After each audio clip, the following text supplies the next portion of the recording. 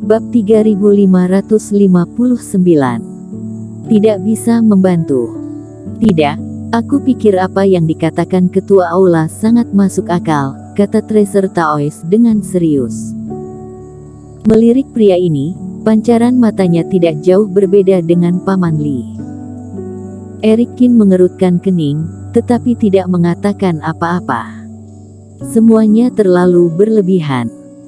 Daratan Jiushu memang terlalu damai dan perlu beberapa perubahan. Ketua aula, menurutku itu ide yang bagus untuk kultivator, kata Tracer Taois. Sayangnya, sekarang, jangankan membangun dataran impian, bahkan kota bayangan ini di luar kendaliku. Chen Su menghela nafas pelan.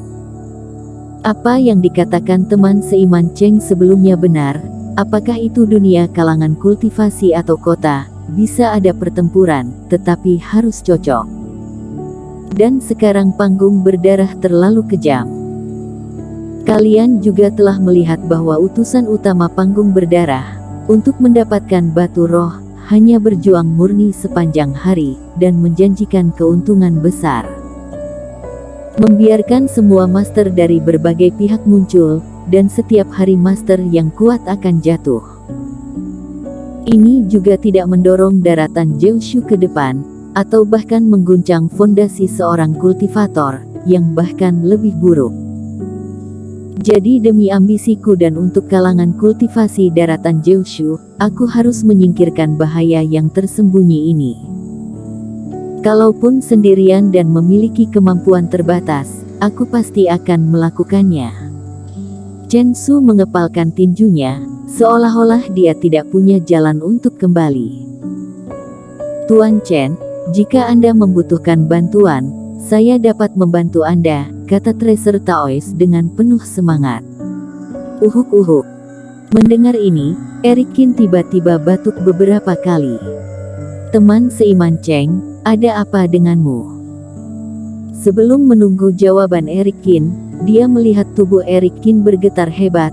Chen Su buru-buru melangkah maju untuk membantunya dan berkata dengan prihatin, "Nafasmu." Ketika dia mengulurkan tangan untuk mendukung Eric Qin, ekspresi Chen Su tiba-tiba berubah.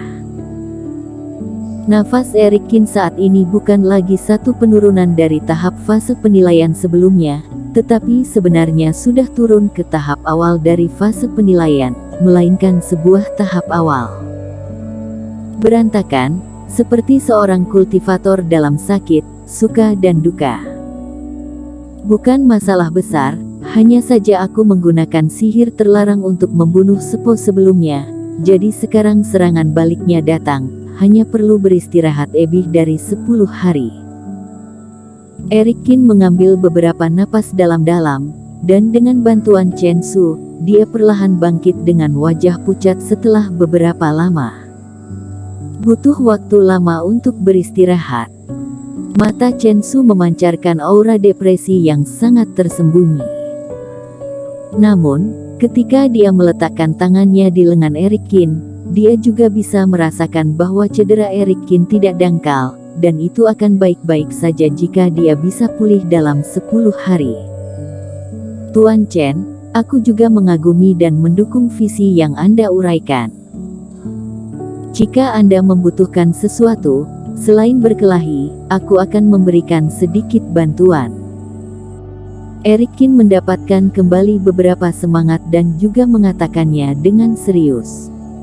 Hehe, kalian berdua jangan bercanda.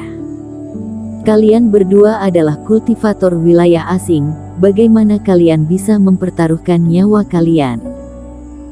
Chen Su menghela nafas dalam hatinya, tetapi masih memiliki senyum di wajahnya. Sayang sekali, jika menyadari lebih awal bahwa Tuan Cheng ditipu oleh Frandiku, sekarang dia tidak akan terluka parah. Penjaga, bawa Tuan Cheng ke kolam spiritual untuk beristirahat. Sebenarnya ini salahku, aku banyak bicara dan membuang waktu untuk kepulihan teman seiman Cheng. Dengan senyum lembut, Chen Su menyapa penjaga untuk membantu Eric Qin keluar. Teman seiman Cheng, kenapa kamu terlihat seperti ini?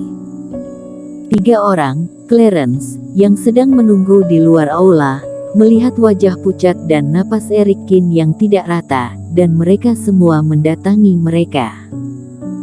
Tidak apa-apa, serangan balik dari ilmu sihir sebelumnya baru saja terjadi, kata Erikkin tanpa daya sambil tersenyum.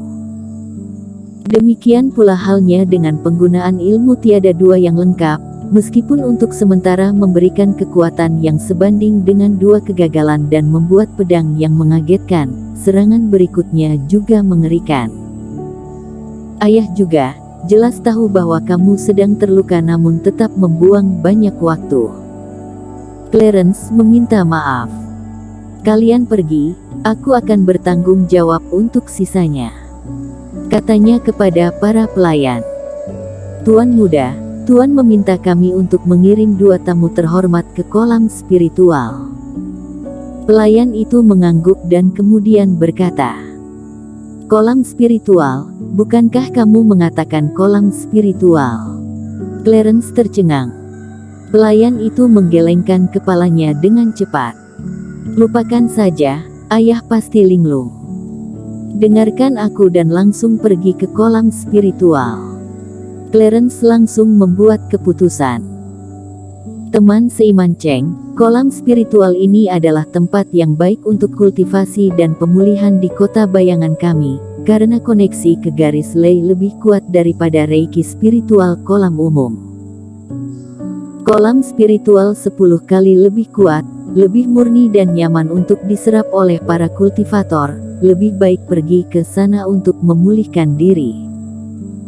Kamu jangan khawatir, aku adalah penguasa Istana Muda, dan memiliki hak untuk melakukan ini.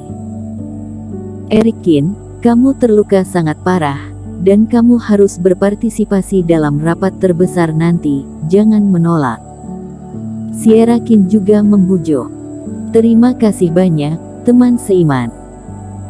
Erikkin juga telah mendengar keajaiban kolam spiritual, dan setelah merasakan kondisi tubuhnya saat ini, dia ragu-ragu sejenak, tetapi dia tidak menolak.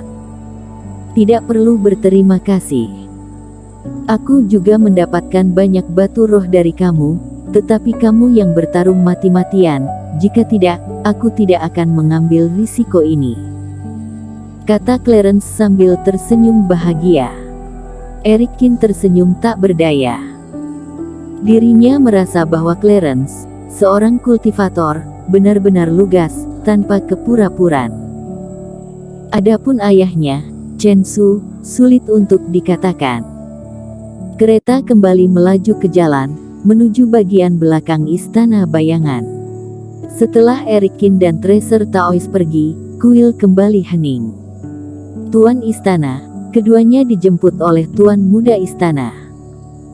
Saya mendengar bahwa mereka akan membawanya ke kolam spiritual, haruskah saya menghentikan mereka? Tidak perlu memblokir.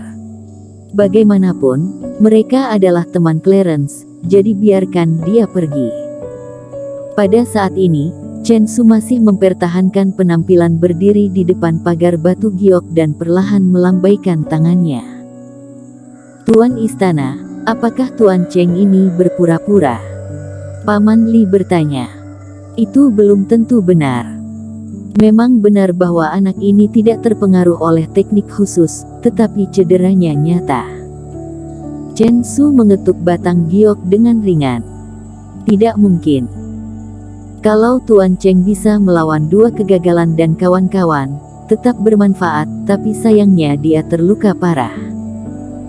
1 penurunan, itu tidak ada gunanya bagiku. Sayangnya, keduanya tidak bisa membantu, sia-sia upaya keras kepala aula. Paman Li merasa menyesal. Untungnya aku hanya mencoba. Aku tidak pernah berpikir akan bertemu dengan kultivator wilayah asing. Karena kekuatan eksternal tidak dapat diandalkan, aku akan mengikuti rencana awal. Kali ini, apapun yang terjadi, aku akan berada di rapat terbesar, biarkan kota bayangan menjadi kota istana bayangan kami. Mata Chen Su tiba-tiba menjadi dingin. Teman seiman Chen, Kolam spiritual kolam ini benar-benar luar biasa.